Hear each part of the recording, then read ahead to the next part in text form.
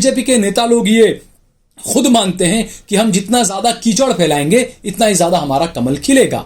अब जब उनकी मानसिकता इस तरह की है तो बिल्कुल वो कीचड़ तो फैलाएंगे ही। अब उस कीचड़ में कपड़े जो गंदे हो रहे हैं, जो लोग गंदे हो रहे हैं, वो जनता के कपड़े गंदे हो रहे हैं, जनता का किरदार गंदा हो रहा है। उस कमल को खिलाने के चक्कर में जो कीचड़ फैलाया जा रहा है, जनता उससे परेशान हो रही है, जनता को उस कीचड़ का सामना करना पड़ता है।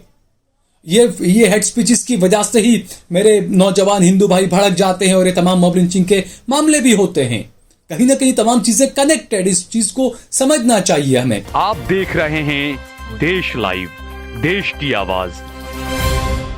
आदाब, नमस्कार, सत श्री अकाल। देश लाइव में आपका स्वागत है। मैं हूं सहल कुरैशी। बड़े बड़े भाषण, बड़े बड़े दावे, बड़े बड़े जुमले। अमित शाह ने कभी कहा था कि 15-15 लाख आपके अकाउंट में आ जाएंगे, ये तो जुमला था। अब अमित शाह तेलंगाना और कर्नाटक में चुनावी रैलियों के दौरान भड़क गए और उन्होंने बीजेपी नेता को कहा, झूठ मत बोलिए, मैंने नहीं कहा कि भारत विश्व गुरु है।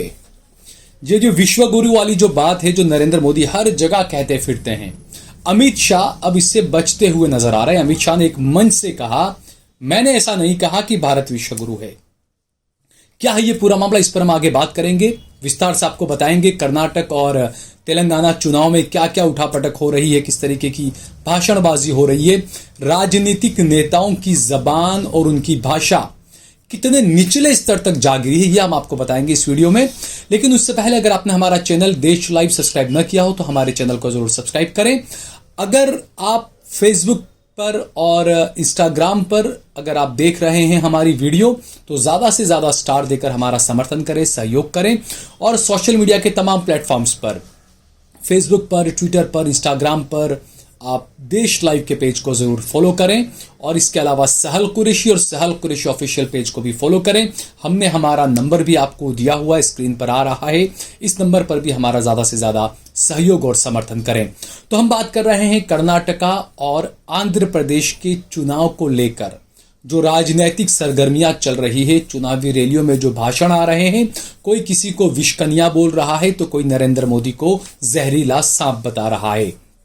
हमने देखा जहरीले सांप की तरह है नरेंद्र मोदी। ये कांग्रेस के जो अध्यक्ष हैं मल्लिकार्जुन खड़गे, उन्होंने ये बयान दिया है और कुछ हद तक ये बयान लोगों को सही भी लग रहा है, क्योंकि जो भाषणबाजी मोदी की तरफ जो की जा रही है पिछले 70 सालों की, इस पर हम बात करेंगे। लेकिन उससे पहले विश्व गुरु, हर अंधभक्त जो है उसको ये विष पिलाया गया विश्व गुरु का। हर जगह पर यह है कि भारत विश्व गुरु है, भारत विश्व गुरु है। नरेंद्र मोदी ने भी हर जगह जाकर इस बात को वो किया। लेकिन एक चुनावी रैली के दौरान अमित शाह जब अपना हिंदी में भाषण दे रहे थे तो वहां पर उनकी जो भाषा थी, मलयालम या जो भी भाषा में उनको ट्रांसलेटर जो थी वो कर रही थी। अमित शाह हिंदी में भाषण दे रहे थे, ट्रांसलेटर उसका अनुवाद कर कर लोगों को बता रही थी। वहां पर कांग्रेस पर निशाना साध रहे थे अमित शाह, और उसके बाद वो निशाना जब साध रहे थे राहुल गांधी नरेंद्र मोदी से सवाल करने की, उनकी ये नहीं है, औकात नहीं है, बला बला, ये तमाम चीजें वो बोल रहे थे। लेकिन जो अनुवादक जो महिला थी, उसने जब अनुवाद करना शुरू किया तो अमित शाह ने उस महिला को बीच में ही गुस्से में रोक दिया और कहा कि आप झूठ क्यों बोल रही हैं। दरअसल अमित शाह ने जो कहा कि राहुल गांधी की इतनी वो नहीं है, हैसियत नहीं है कि वो नरेंद्र मोदी से सवाल करें, तो इसका अनुवाद करते हुए अनुवादक ने कहा कि भारत विश्व गुरु है, नरेंद्र मोदी ने भारत को विश्व गुरु बना दिया और तमाम चीजें थी। तो अमित शाह ने उसको बीच में रोका और कहा कि आप झूठ मत बोलो, मैंने ऐसा नहीं कहा कि भारत विश्व गुरु है। पहले आप इस वीडियो को देखिए दोस्तों। वो कहते हैं, मोदी जी बताओ 4 साल के लिए आपने क्या किया। अरे राहुल बाबा, आप नरेंद्र मोदी को सवाल पूछ रहे हो। ರಾಹುಲ್ ಗಾಂಧಿ ಚುನಾವಣಾ ಸಂದರ್ಭದಲ್ಲಿ ಮಾತ್ರ ಪ್ರಶ್ನೆಯನ್ನ ಮಾಡ್ತಾರೆ, ದೊಡ್ಡ ವಾಯ್ಸ್ ಎತ್ತಾರೆ. ಮೋದಿಜಿ ಅಂದ್ರೆ ಭಾರತದನ್ನ ವಿಶ್ವಗುರುವನ್ನಾಗಿಸುವ ಪ್ರಧಾನ ಸೇವಕ ಅಂತ ಇಡೀ ವಿಶ್ವವೇ ಗುರುತಿಸಿದೆ. ಅವ್ರ ಮುಂದೆ ಇವರು ಪ್ರಶ್ನೆಗಳನ್ನ ಹಾಕ್ತಾರೆ. मैडम मैं जो बोलूं वही बोलो, मैं कहाँ विश्व गुरु बोल रहा हूं। ऐसा मत करिए, आप अनुवाद करिए। मित्रों, मुझे राहुल गांधी का कोई जवाब देने की जरूरत नहीं है। मगर मैं नेल मंगला की जनता को जवाब देने आया हूं। ನಿಮ್ಮ ಪ್ರಶ್ನೆಗಳಿಗೆ ಉತ್ತರವನ್ನ ನೀಡಲಿಕ್ಕೆ ಬಂದಿದ್ದೇನೆ ನಾನು। अरे राहुल गांधी को कोई जवाब देने की जरूरत नहीं, नेल मंगला की जनता को जवाब देना है। ನೀವು ರಾಹುಲ್ ಗಾಂಧಿಗೆ ಪ್ರಶ್ನೆಗಳು क्यों भाई मांडिया वालों की आवाज को क्या होगा?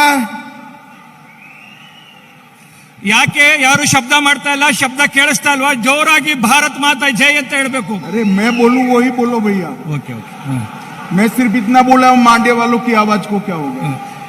तो देखा आपने दोस्तों किस तरीके से अनुवादक पर मोदी जी माफ कीजिएगा अमित शाह साहब भड़क गए। उसने ये क्या कह दिया कि भारत विश्व गुरु है, तो अमित शाह साहब ने खुद कहा कि आप झूठ बोल रही हैं, आप झूठ मत बोलें, आप मैंने नहीं कहा कि भारत विश्व गुरु है। यानी कि अमित शाह के मुंह से वो सच्चाई लोगों के सामने आ ही गई कि भारत अभी विश्व गुरु नहीं है। ये तमाम चीजें चल रही है, ये पहला मौका नहीं है। इससे पहले भी एक मर्तबा इसी चुनाव के दौरान, कर्नाटक और आंध्र प्रदेश के चुनाव के दौरान, तेलंगाना के चुनाव के दौरान इसी तरीके से अमित शाह भाषण दे रहे थे और अनुवादक ने उसका कुछ उल्टा सीधा किया या जो भी, तो उस पर वो एक बार फिर से भड़क गए थे। हालांकि यहां पर तो ये हुआ कि इस महिला अनुवादक को माइक छोड़ना पड़ा, अमित शाह से डर कर माइक उसने छोड़ दिया, फिर कोई और आकर उस रैली का अनुवादक बना और वो अपना उसमें ट्रांसलेशन कर रहा था।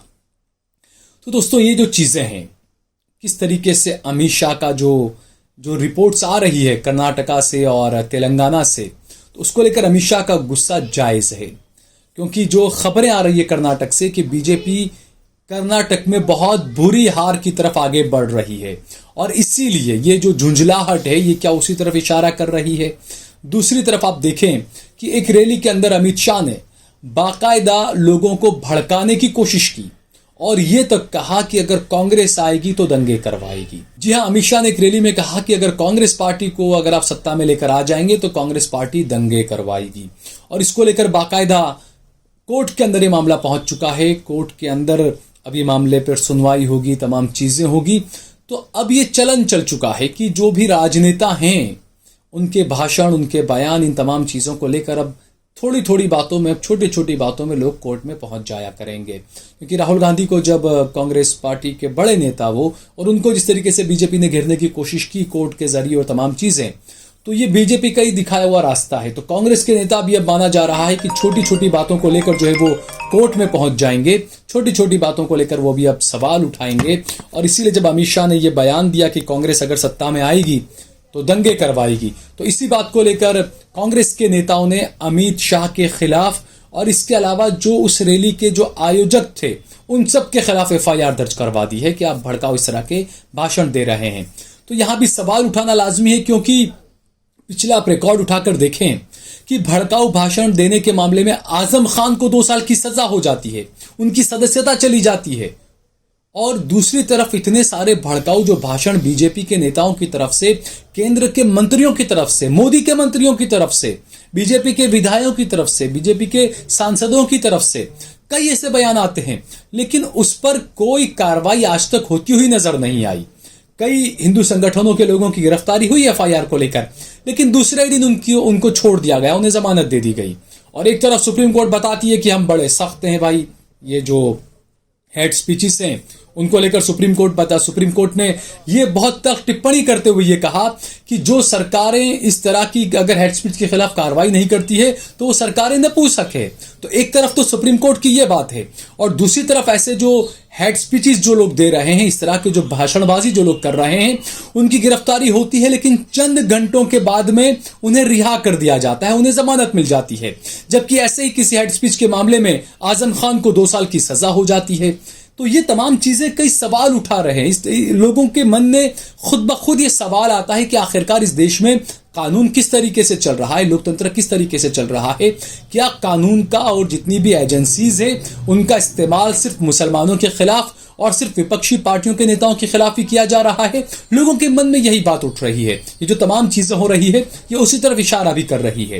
तो अब देखना ये, क्योंकि जैसे जैसे चुनाव आते हैं तो ये राजनेता ये माने, और खासकर बीजेपी के राजनेता तो खुद इस बात को मानते हैं कि जितना ज्यादा कीचड़ होगा इतना ज्यादा कमल खिलेगा।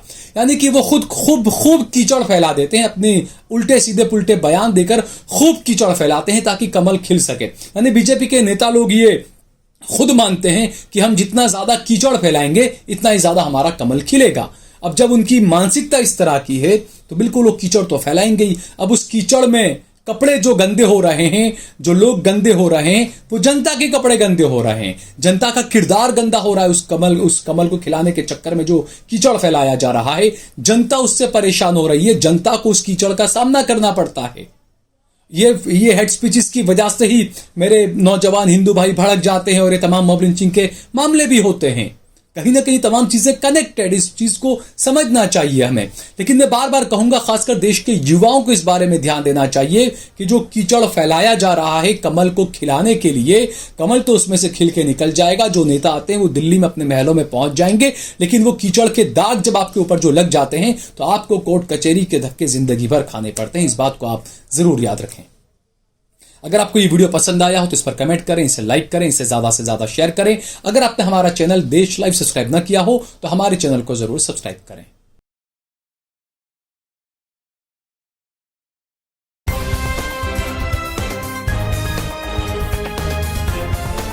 देश और दुनिया की तमाम छोटी और बड़ी खबरों के लिए हमारे चैनल को सब्सक्राइब करना न भूलें और बेल का बटन जरूर दबाएं।